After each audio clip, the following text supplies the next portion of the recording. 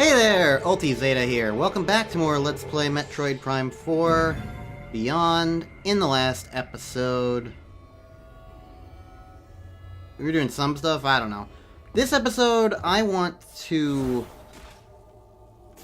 What was that S? Oh, south. Okay. Looking at the top right. I wanted to discuss...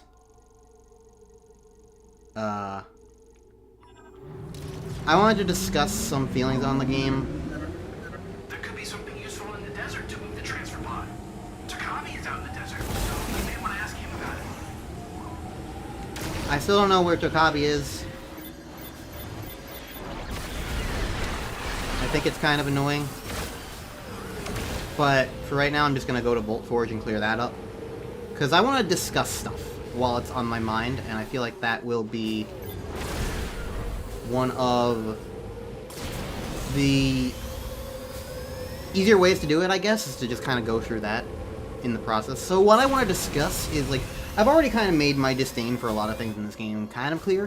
One thing I'm not so sure that I have is... I don't think I've made, like, certain aspects of, like, how I feel about the narrative clear in that regard. There are things in this game, the way it's written, that just don't sit well with me, especially after the mines. So I kind of want to use this time to just kind of, like, talk about that. For one thing, the game's narrative is, like, remarkably samey. Like, it doesn't feel like I'm playing a new game sometimes.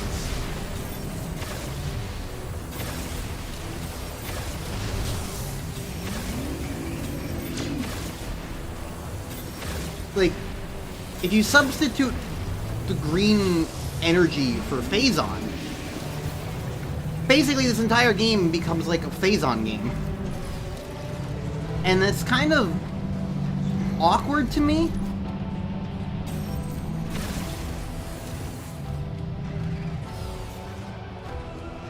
One second. Before I do that, I need to double check.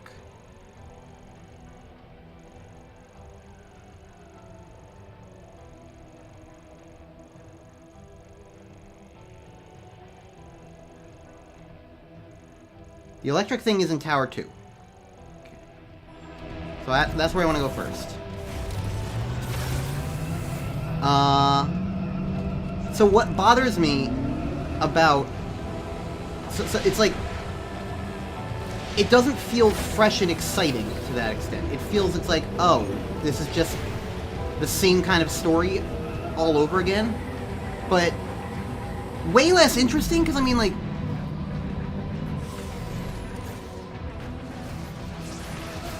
Phazon was very interesting, and at the very least felt exciting and interesting. Green energy doesn't even sound cool.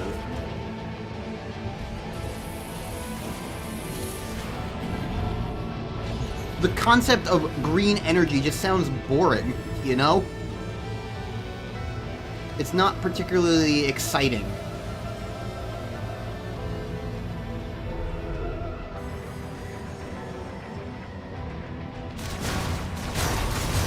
So, it's just kind of like, meh.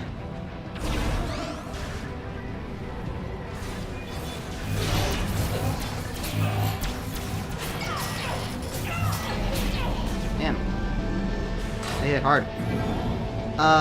It's not exciting. It's lame, it's boring, and not the most interesting to me. But more than that, I feel like the game's narrative problems really come from the side characters. Now, the idea of side characters in Metroid, again, I want to reiterate, I don't think that's inherently a bad idea. Prime 3 had side characters, and I don't think they just negatively impacted the narrative in any capacity.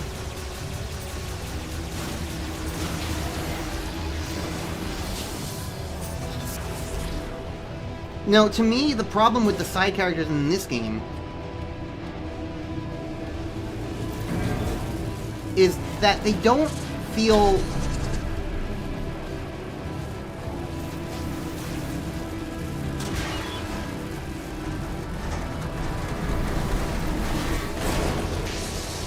They don't feel like they've enhanced the game in any capacity.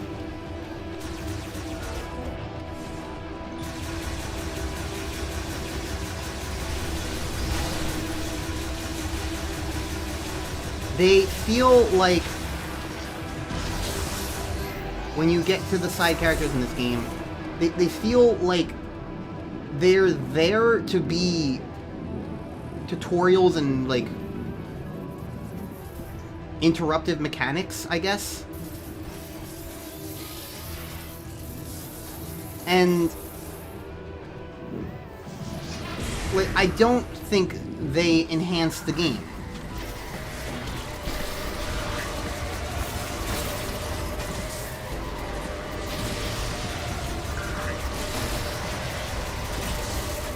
I don't feel like they support the very general vibe of Metroid in this capacity, where it's like adding to the world of... Not even necessarily the world. These guys add to the world, in a sense. The problem is, like, they don't enhance the feelings of, like... I don't want to be like, oh, Metroid's always about isolation, so it can't ever diverge from anything else. That's not what I'm trying to say. I don't want to feel like I'm being a purist. But when I look at the characters in this game, I don't feel like they add things to this game. And I think that's, like, the main vibe I have. I don't feel like they add to this game.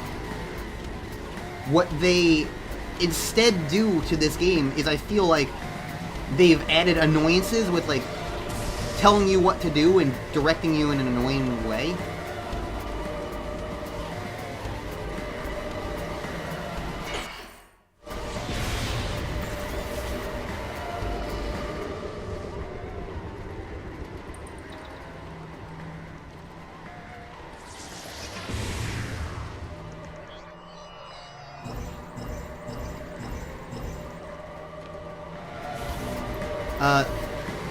And they don't feel... I feel like when you're around them, they don't add to the game.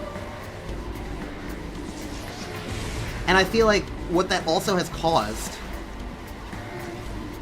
is a sense of, like... After the Great Minds, I can kind of see what they were trying to do. And I think the problem is that it's just like... Why should I have ever cared about any of them? All they've ever been is annoying tutorial stuff. The most endearing that any of them has been was Armstrong.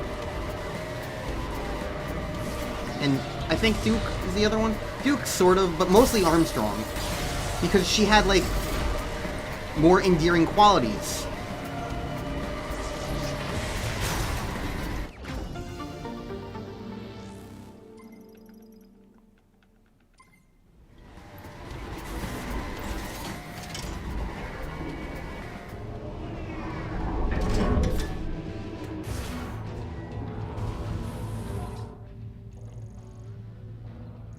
Yeah.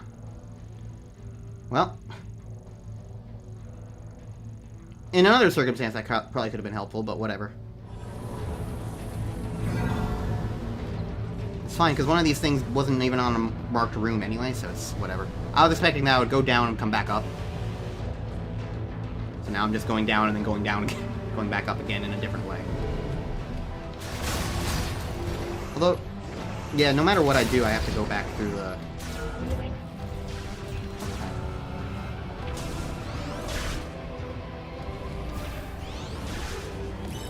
So...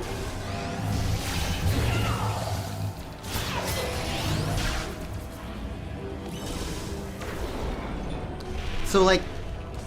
That's the wrong button.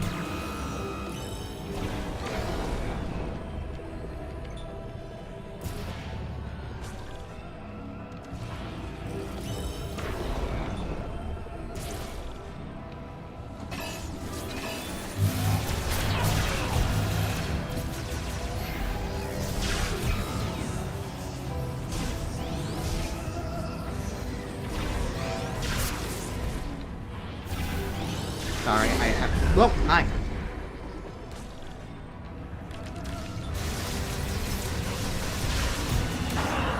These guys are stupid.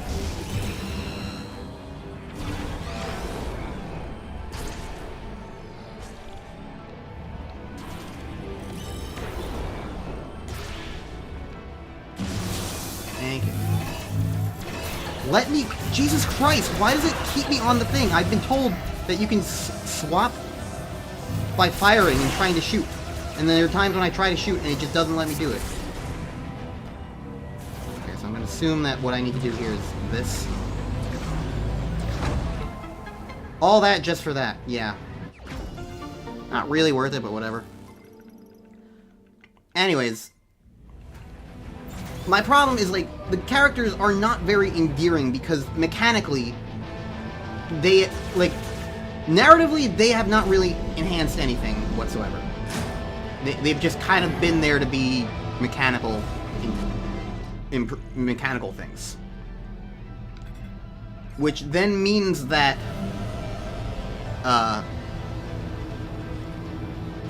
aside from that, the narrative doesn't really add anything. The only reason why Dugan Armstrong or anything is because, like, they had these elements of, like, yeah, they have been a little endearing at times. Armstrong was kind of this fun, like, not exactly the,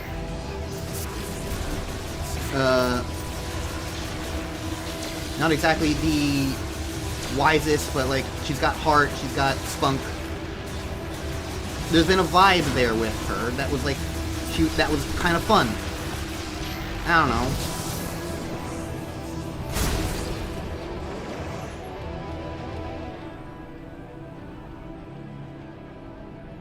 Okay, so how do I get... Yeah. Ah.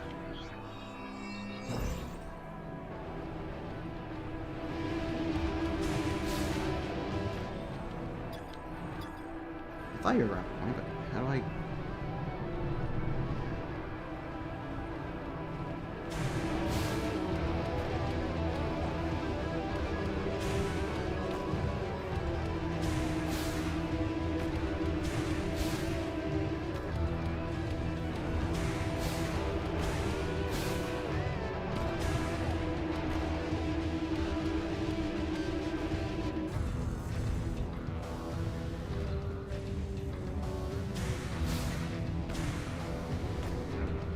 Aha!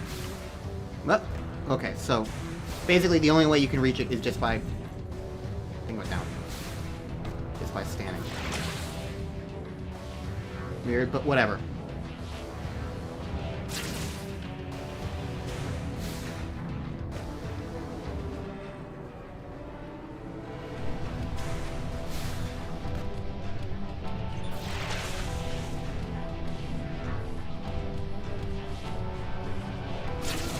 Ah!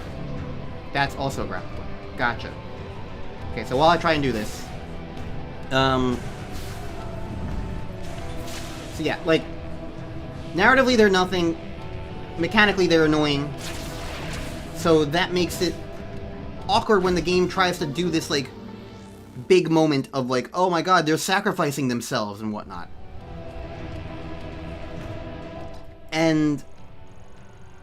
the thing about that, to me, is... I understand what they're trying to go for. I was kind of making fun of it in the moment, but at the same time I was like, I understood what the point was. I understood what they were trying to do.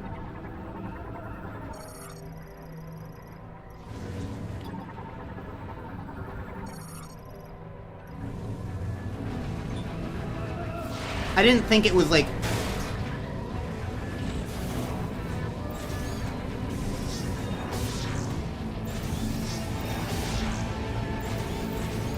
I didn't think it was, like, the worst thing. I was just kind of like, oh, this is kind of a cliche thing, but sure, whatever. We'll roll with it. It wasn't awful. It was just this thing of like, oh, yeah, sure. But the game then trying to, like, undo itself. Like, Prime 3 had friends and characters, but when Prime 3 killed its characters, they stayed dead. They didn't come back. So that's what bothers me there is that, like, it doesn't feel mature. If Metroid is gonna be anything, it feels like it should be Nintendo's mature franchise or whatever. And so, by being like this, it's like, I don't know.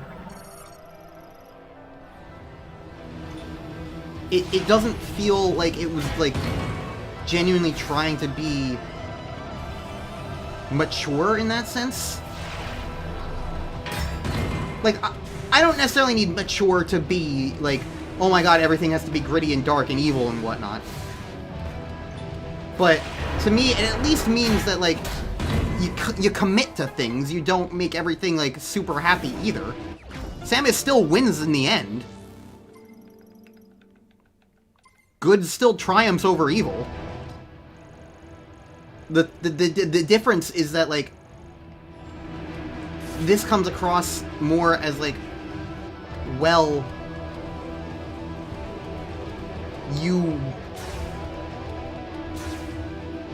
it comes across more as, like, why should I even think there's going to be any consequences now? Maybe that's what it is. Maturity means, like, consequences. Like, actual effects.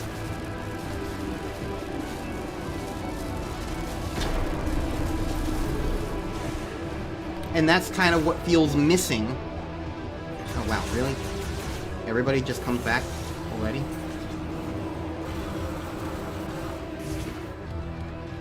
That's why I was going this way instead of the shortcut, because I was like, oh, well,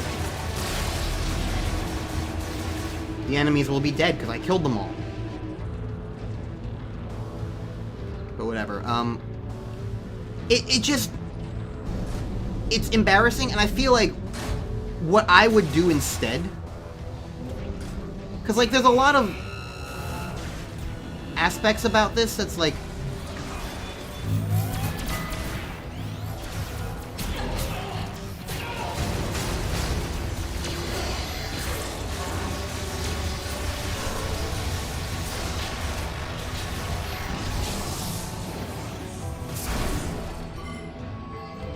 there's a lot of aspects that are like,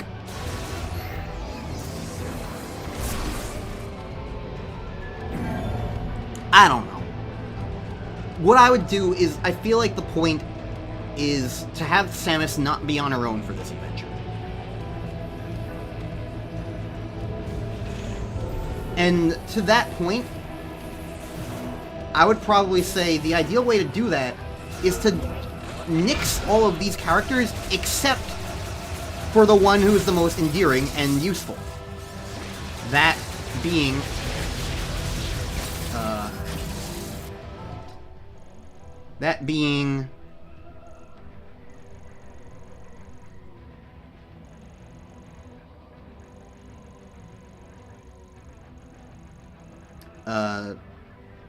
Armstrong. I do think that Armstrong is the best of the 5 of them, and my stance on that as a result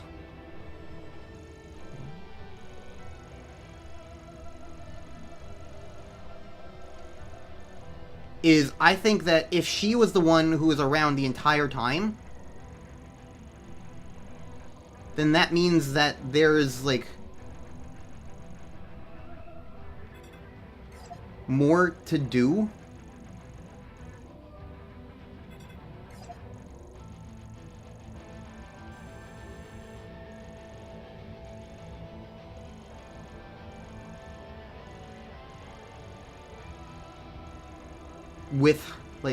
With her and her character, and she becomes more endearing as a result. If you assign, like, every situation of the game to her, instead of, like, annoying things like Mackenzie and whatnot, or, like, the weird, like, I just think that, like, if you make it about her entirely, then instead she becomes, like, Samus's understudy, you know? She becomes somebody who's, like, who's here with Samus, who's here to, like, help. And, like, it becomes, like, a buddy. like a genuine, like, long-term buddy. And on top of that, I feel like if you're going to commit to Samus being a silent protagonist, you can't really shove her in these situations of, like,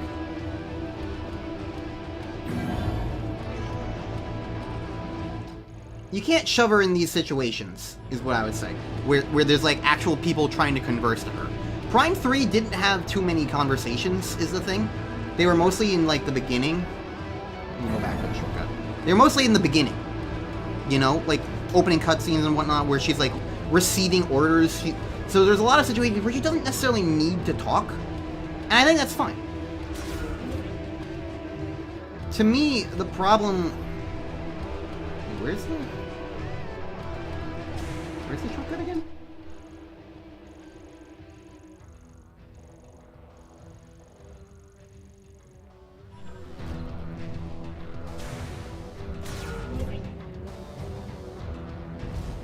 Ah, right here. So like, Samus is constantly like, around these other people who are talking.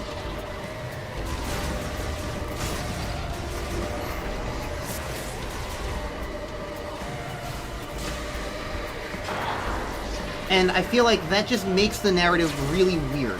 Why did my thing not come out?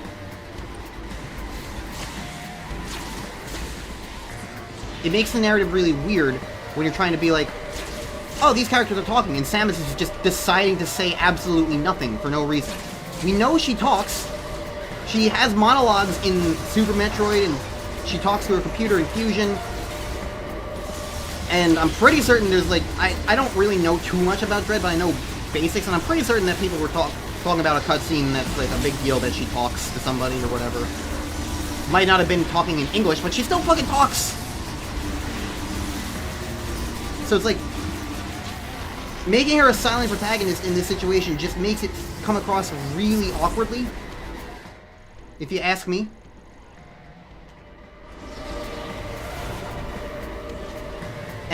But I would say, if you're going to commit to her being a silent protagonist, then what I would say you could also do, with my idea of, like, only having it be Armstrong be, like, the character you have, you can also make Armstrong be a silent character. You can, like, show off her, like, inexperience but eagerness to help and be cool and whatnot. You can show that off, guess what?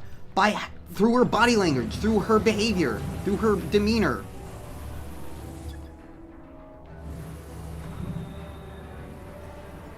You don't need to have her talk, because again, that was, like, part of the problem that I'm having with some of these characters.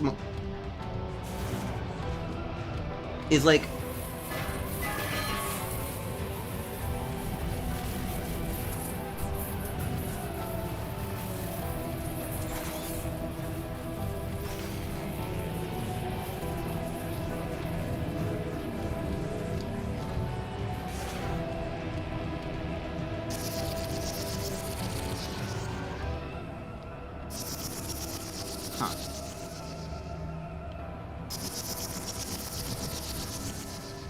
I'm not sure I follow this.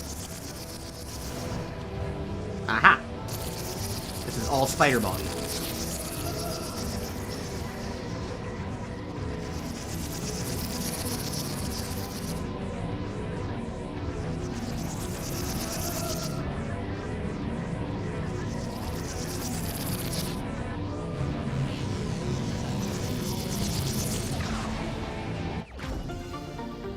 That was neat.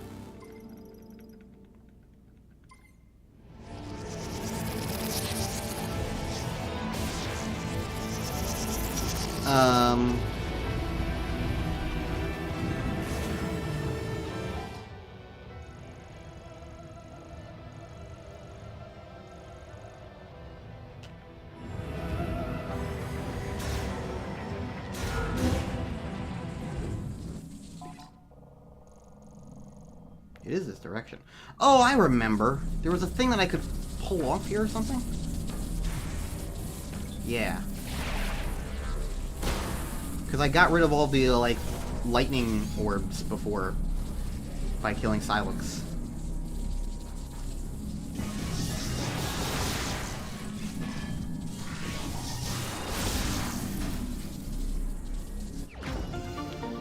Okay. So yeah, like, that's my thought, is like, if you want, you could make Armstrong be this more endearing character by simply making her feel like more fitting for, like, being around Samus. The way the characters just talk and hype themselves up and do all these other things, like, I think a big reason why people hate it just on principle is the fact that, like, it doesn't feel to them like it belongs in Metroid at all. And I feel like the way you solve that is by, you know, simply not doing it in Metroid. And so, like, I think people love the characters of Metroid if they don't talk most of the time. Look how much people hated everything in Other M when characters talked. Granted, that's also probably the story, people not liking the story of that game. I don't know, I haven't looked into Other M too much. I only hear horror stories. That's really all I got to go off of.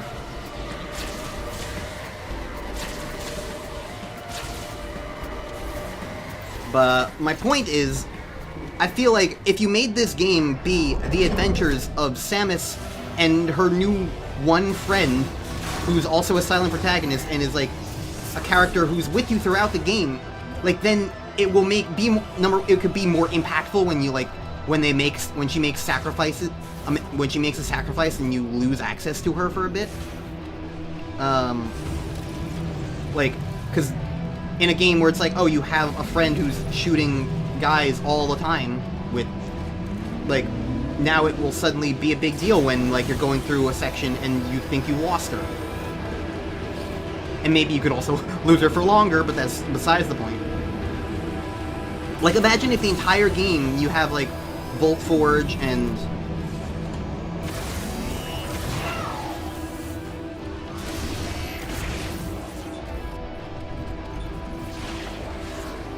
like, the entire game you have Armstrong with you to attack stuff, and then suddenly you have to go through Great Mine without her. And that would be interesting and cool, and I feel like there's a lot of value to that idea. And then, like, there's other things of, like, it would make the bike cooler, because, like, she could be the one who's, like, she could be riding in a sidecar with you, and she could be the one who's shooting guys while you're on the bike, while Samus drives. Instead of this weird, like, whatever hologram thingy-maboos that you have. She could be, like, in a sidecar shooting things, and I feel like that could also, again, make the bike feel a little more... Maybe it would probably be about the same amount of interesting, but it would be a way that you could, like, allow that, like, sort of level of engagement.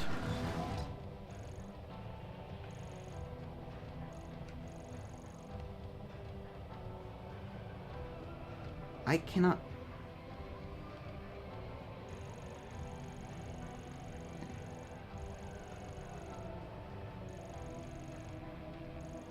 We've already passed over it? What?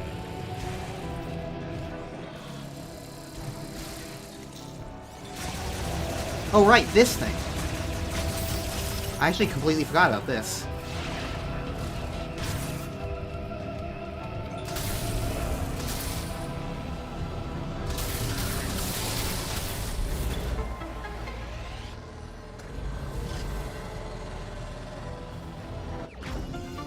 I never marked this one, huh?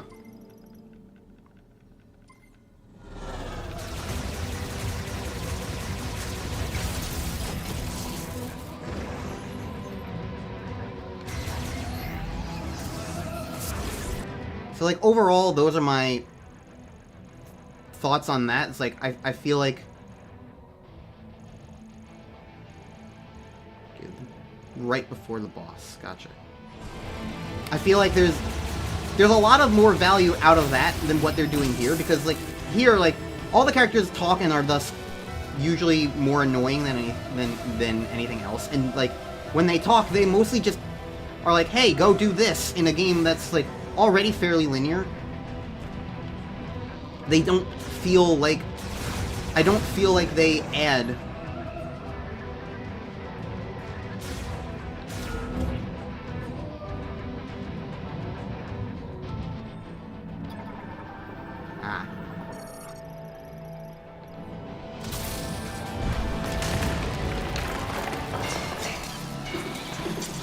Excuse me.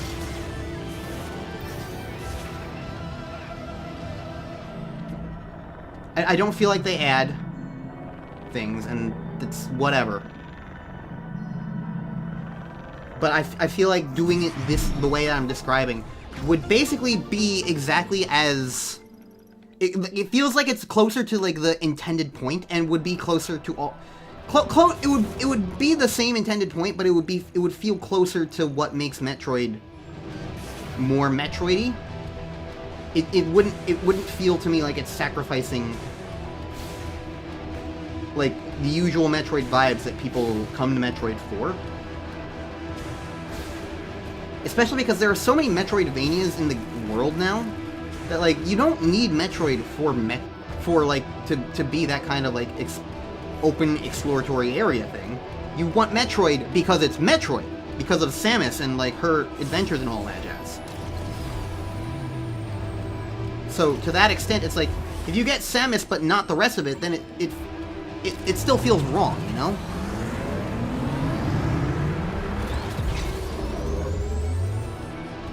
Especially when the vibe is also off, and I feel like that's why people are more comfortable with a game like Metroid Prime 3 than Prime 4, just in terms of vibes, because, like, Prime 3 has a lot of what makes Prime 4 in this exact way as well. It's also an incredibly linear experience with some of this stuff. But to me, I think a big difference between the two games is that Prime 4 is more in your face about, like, how it's just not feeling like Metroid. Because Prime 3 still hit a lot of the same kinds of beats as, like, other characters, but, like, it was more mature, you know, characters died when they got corrupted. The corruption was treated more seriously like that.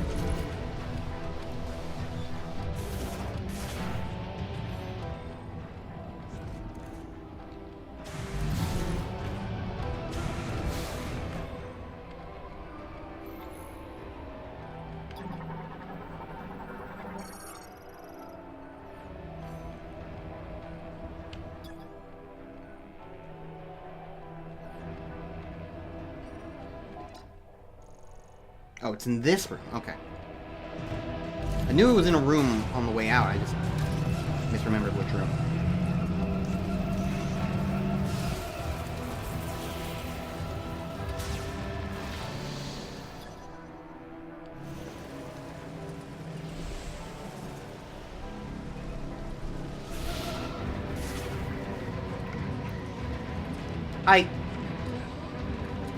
Okay, tabling the other thoughts for now. How the fuck did I just not get this?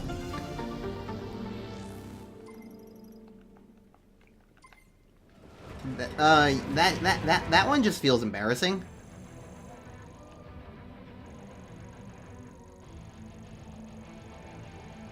But there we go, that's Vault Forge completely cleared out while I talk about all this stuff. So that's fun. But yeah, like, that's my idea for, like, the thing, because, like, I just don't think the characters have worked for this game in any capacity. And I feel like if you just combine all their things, then you get, like, at the very least, you get more time with a character, and so, like, involving them in the story a little bit makes things more endearing for that character specifically, rather than trying to split it up across multiple in this particular way, because I don't think it worked in Prime 4. So there's that. Then on top of that, it's like, I think there are other annoyances that I have with, like, I don't hugely care for Sylux. I think Sylux is not engaging in this game because he has fucking shit all to do in this game. I'm gonna talk while I look for fucking Tokavi. I don't think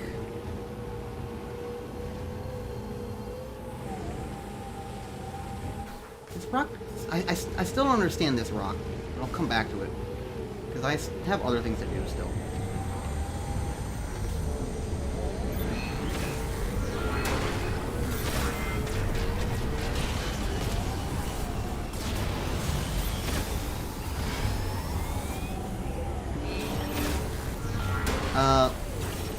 Sylux... I think there could be engagement with Sylux. He's trying to be like the Dark Samus of this game, you know? Just a rival that you keep coming across. I feel like the difference there is, though, is that, like, I feel like we don't really understand Sylux very well.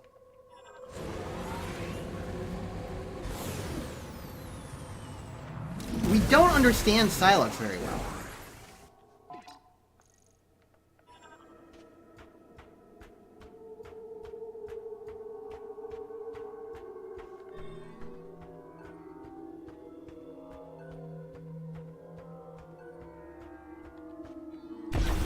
What the fuck is up with these, like, random rock structures that... Huh?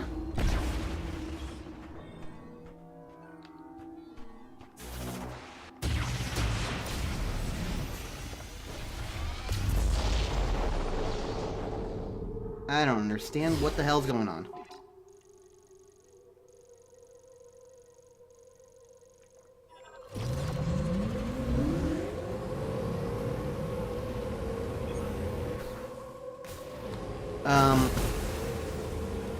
I think the problem with Sylux is that, like, with a character like Dark Samus, who is intimidating and spooky and whatnot, we understand Dark Samus because, like, we get scans of her throughout the game, and there was, like, the ending big cutscene thing.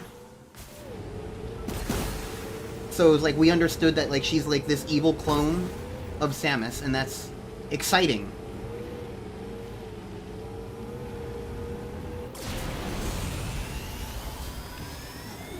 It's exciting and whatnot.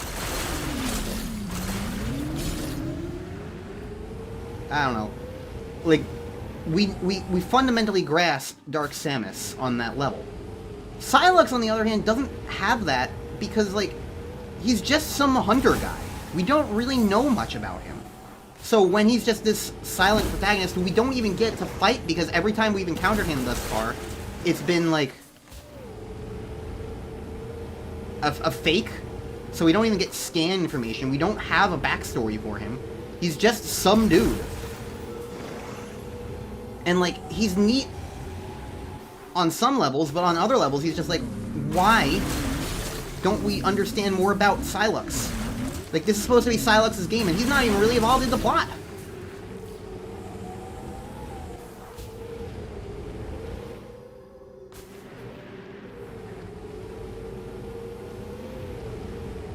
You know? Like, he's kind of vaguely around, and I guess it's maybe implied that, like, he's the one corrupting the bosses because, like, some of them had Metroid influences. But, like, the opening cinematic of the game has him, like, be like, hey, we're breaking into the Galactic Federation with these Mocktroids, fake Metroids. And, like, they've barely shown up. Most of the things in this game have just been the same, like, 5 enemies over and over again.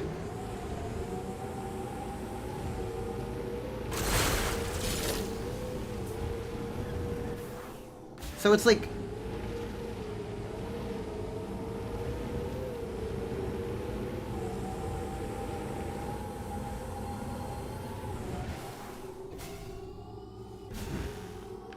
a whole lot of stuff over there. I did look up if there was, like, any reward, because, like, if you look at the thing here, it goes into, like, blue territory.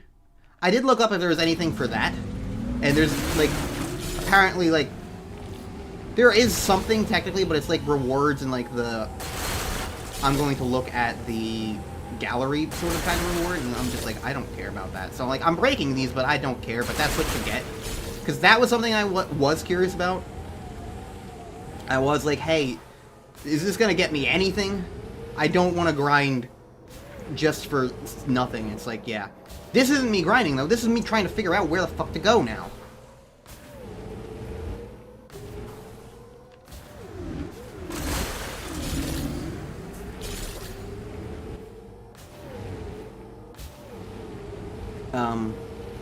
So I just think Sylux has no role in this game, and I don't understand it.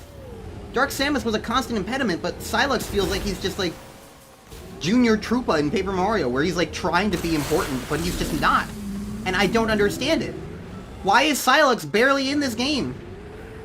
I thought this was supposed to be his game. I don't get it. He's a thorn in Samus's side.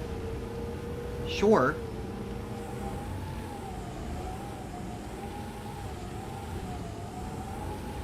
What is this smoking? Oh my fucking god. The smoke was a signal?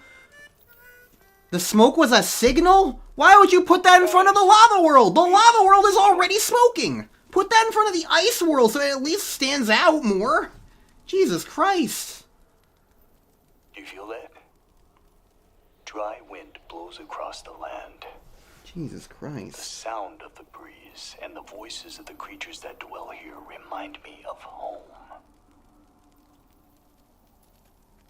My family comes from a long line of hunters. Hunting is how we survived. Like my father and grandfather before me. Now, when I catch the scent of game in the wind, I remember those who came before. Anyway, I lose myself. I found something near the cargo launcher. I kept it, thinking it'll be of use to you. Here. Teleporter chip acquired.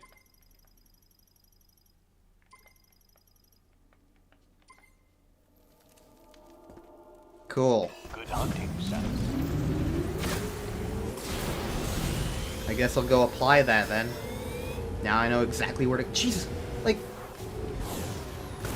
Like if you look at that from a distance, you can see how that blends in, right?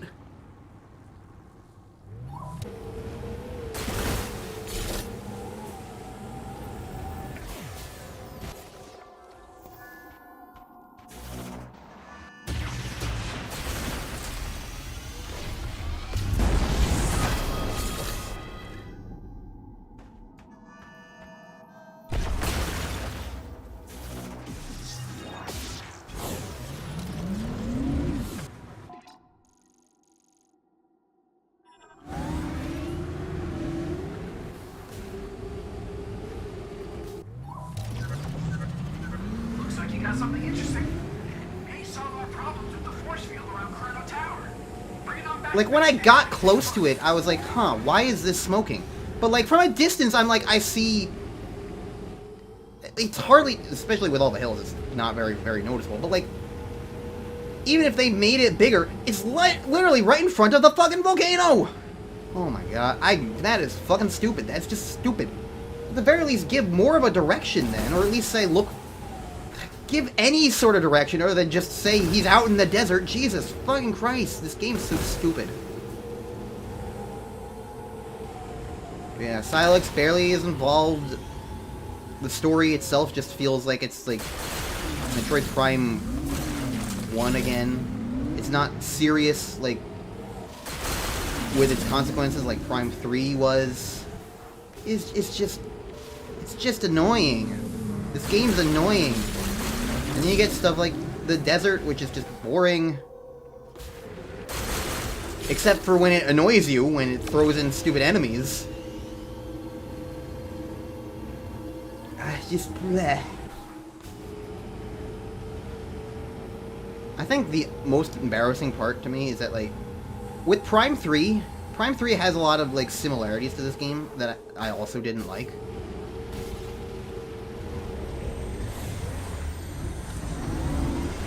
What is... Oh my... How... Why are you marking that tiny little bit? I don't understand. What I'm realizing about some of this stuff is that, like, there are absolutely a bunch of these areas, these green crystal clusters, that I went through, and they just didn't count.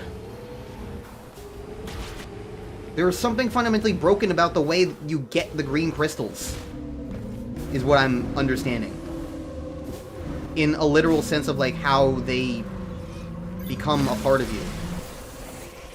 Or whatever, how they get absorbed into you. That just doesn't work. And it's just only adds to the infuriation. And I think that's why there's been so many times when I'm like looking through the things, I'm like, how did I miss this part of this cluster? It's because it just doesn't get absorbed properly, which is awesome about this game that took 8 years to develop. It's like, even when I had problems with the other Prime games, I'm more lenient towards them because, like, Prime 2 was an experiment. Prime 3 was, like, trying to be this game that was, like, early Wii game, so it was, like, trying to appeal to a new crowd. This is just... Every game on Switch is on Switch 2, so you can't even be like, oh, this is a Switch 2 game, too.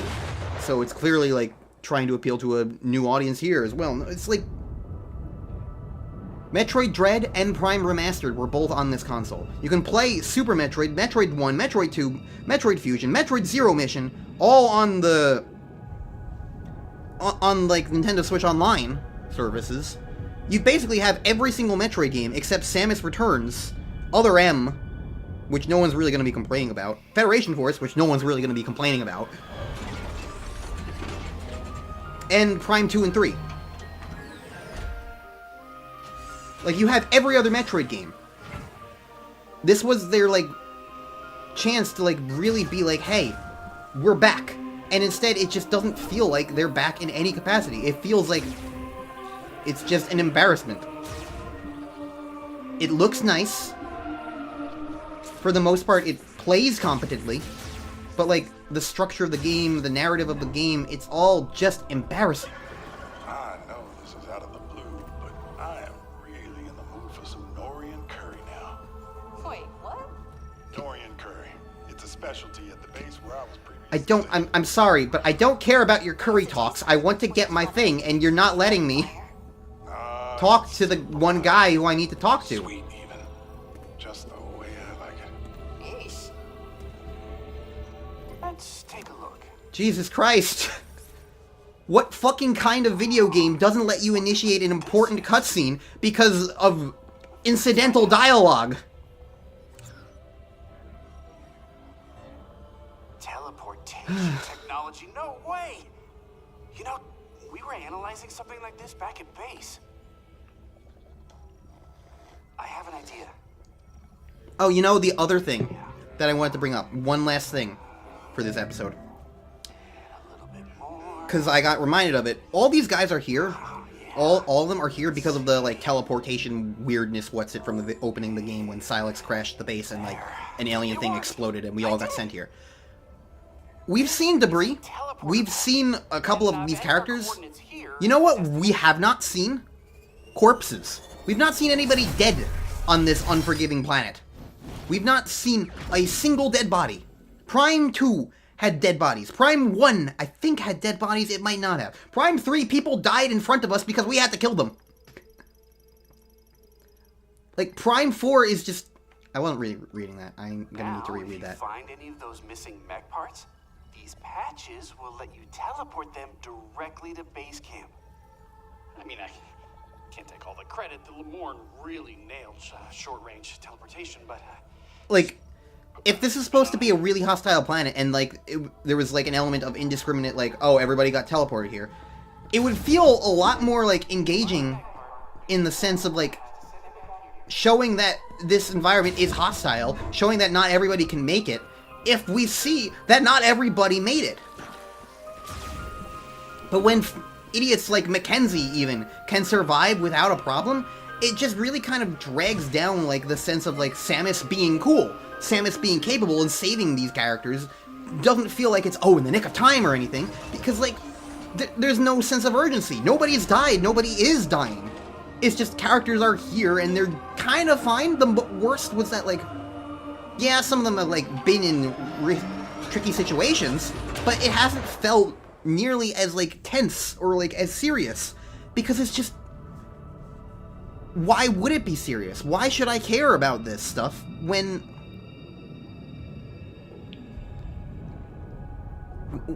it's not really being shown that this is really a dangerous situation to be in? And I feel like it would be as simple as just scattering corpses around the areas. Or maybe give us, like, a fake... If you really want to go crazy, give us, like, a fake out where there's, like, some guy who's, like, somebody who's, like, in trouble, and we failed to save them in time. That could be interesting. That could have been interesting. I don't know, it just... It pisses me off, this game. But whatever. Next time on Let's Play Metroid Prime 4, I'm probably gonna do... lava area next. I don't know, we'll see. And I kind of talked my ear off. It's been 50 minutes. Dear God. Okay, I'm just gonna end. See you guys next time. This went on longer than I expected.